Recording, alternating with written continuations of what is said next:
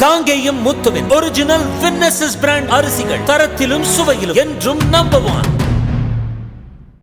அக்னீஸ்வரன் இப்போ தேர்தல் ஆணையர் தொடர்ந்து சொல்வது கட்சிகளுக்கான சம வாய்ப்பை நாங்கள் உறுதிப்படுத்த நாங்கள் இருக்கிறோம், அதுதான் எங்கள் நோக்கம் அப்படின்றப்ப ஸ்ரீகாந்த் கருணேஷும் கேட்ட இடம்ன்றது 7 கட்டமாக இருக்கட்டும் 10 கட்டமாக இருக்கட்டும் எல்லாருக்கும் தானே அந்த வாய்ப்பு கிடைக்குது, பாஜகவுக்கு மட்டும் கிடைக்கல, ஏன் இந்த சந்தேகம்ன்ற கேட்பது நீங்கள் எப்படி புரிஞ்சுக்கிறீங்க? இல்லை, அதாவது இந்திய நாட்டினுடைய பிரதமர் பலம் வாய்ந்தவர், நாட்டினுடைய பொருளாதாரத்தை பயங்கரமாக கொண்டு வந்துட்டாரு, உலக நாடுகளிலே மிகவும் வலிமை வாய்ந்த ஒரு பிரதமர், நான் ஏற்றுக்கொள்கிறேன். செயலில் எங்கே? 20 வருஷத்துக்கு முன்னாடி 2004 4 கட்ட தேர்தல், 20 வருஷத்துக்கு பிறகு 2024 இந்திய நாட்டினுடைய தேர்தல் ஆணையம் 7 கட்டமா நடத்துறது. இது வலிமையான இந்தியா. ஒண்ணு, அதை விட்டுருவோம். ரெண்டாவது, நீங்க வாக்காளர்கள் எண்ணிக்கை அதிகமாக இருக்கு இல்லையா? 97 கோடி. இந்திய நாட்டினுடைய மக்கள் தொகை 142 கோடி. வாக்காளருடைய எண்ணிக்கை வருதுன்னா 2004 நாம 2G, 2024 5G, கணினியில வளர்ச்சி, சிம் கார்டுல வளர்ச்சி, செயற்கைக்கோள்ல வளர்ச்சி, வலிமையான பிரதமர், சந்திராயனுக்கு நாம கோல் அனுப்பிச்சிட்டோம்.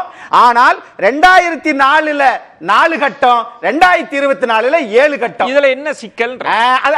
ரைட், ஓகே, மகிழ்ச்சி. இதுதான் கேள்வி விஜயன் சார். இதுல என்ன சிக்கல்? ஆனா 543 நாடாளுமன்ற உறுப்பினர்களை தேர்ந்தெடுப்பதற்கு 7 கட்டமாக நீங்க முடிவு பண்ணீங்கன்னா இந்தியா முழுவதும் சட்டமன்ற நாடாளுமன்ற தேர்தலை ஒரே கட்டமாக எப்படி நீங்கள் சாத்தியப்படுத்த முடியும்? இல்ல, அது வேற. ரெண்டு தேர்தல் தானே, இதுவும் தேர்தல் அதுவும் தேர்தல் தான். ஆக சாதாரண தோசையும் மசால் தோசையும் தோசை தான். அதே மாதிரி தான் ரெண்டும் தேர்தல் தான். 2024 நீங்க 7 கட்டமா போய்கிட்டு இன்னைக்கு முன்னாள் ஜனாதிபதி கொண்டு போய் அறிக்கையை கொடுக்கிறாரு, நாங்கள் ஒரே கட்டமாக நடத்துவோம். நீங்க நடத்துங்க, நான் வேண்டாம். ஆனால் இதுல என்ன ஒரு சிக்கல்னு பாருங்களேன். இல்ல, ஒரே தேர்தலுக்கு அது ஒரே கட்டமா இல்ல, 15 கட்டமா கூட நடத்துவாங்க. சொல்றேன், ஒரே தேர்தல்ன்றதுதான் ஒரே தேர்தல் தான். ஆனால் இப்ப ஒரு விஷயம் பாருங்க, காஷ்மீர்ல 2018 இருந்து 2024 வரைக்கும் நாம இன்னும் மாநில சட்டமன்ற தேர்தலை நடத்தல. ஆனா அங்க 5 நாடாளுமன்ற உறுப்பினர்கள் தான் தேர்ந்தெடுக்க போறாங்க. அதை 5 கட்டமாக நடத்துகிறார்கள்.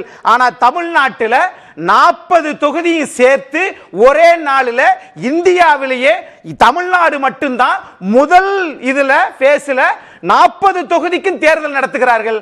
நம்மை விட குறைவாக இருக்கக்கூடிய குஜராத்ல 26. இல்ல, அது இப்போ உங்களுடைய நோக்கம் இப்ப என்ன? தமிழ்நாட்டுக்கு 7வது கட்டத்துல நடத்தி இருக்கணும்ன்றது கோரிக்கையா, இல்ல தமிழ்நாட்டுல 7 கட்டமா நடத்துங்கன்றது கோரிக்கையா, இல்ல உத்தரப்பிரதேசத்தை முதல்ல நடத்தி இருக்கணும்?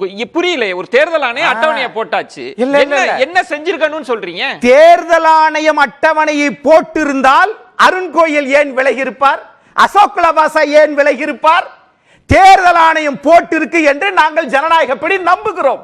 ஆனால் செயல்பாட்டுக்கு என்ன வரணும்? இப்ப இன்னொன்னு வந்துறேனே, இங்க பாருங்களேன், மேற்கு வங்கம், உத்தரப்பிரதேசம், பீகார், இந்த மாநிலத்தில் எல்லாம் 40 பீகார் நாடாளுமன்ற உறுப்பினர்கள் 7 கட்டம்.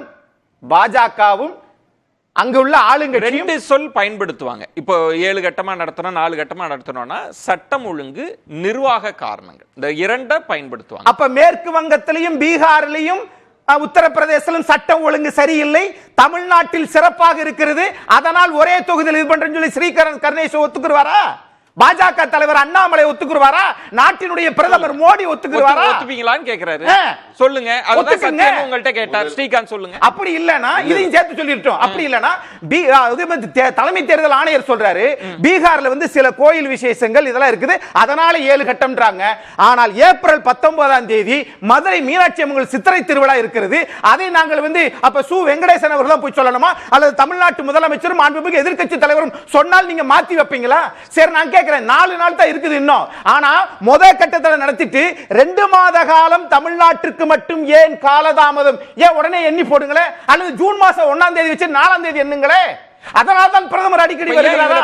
பிரச்சனை என்ன? வாக்குப்பதிவு எந்திரங்கள்லாம் பாதுகாப்பா தானே இருக்க போகுது அப்படின்னு நாம நம்பிக்கிட்டு தான் இருக்கிறோம். சீல் அறையில தான் சார் இருக்கு. அது கரெக்ட் சார். அப்படி என்றால் நீங்க ஏன் வந்து அருண் கோயல் மாற்றப்பட்டார்? ஏன் உச்சநீதிமன்றம் தலையிட்டது? காங்கேயம் முத்துவின் ஒரிஜினல் வின்னசஸ் பிராண்ட் அரிசிகள் தரத்திலும் சுவையிலும் என்றும் நம்பர் 1.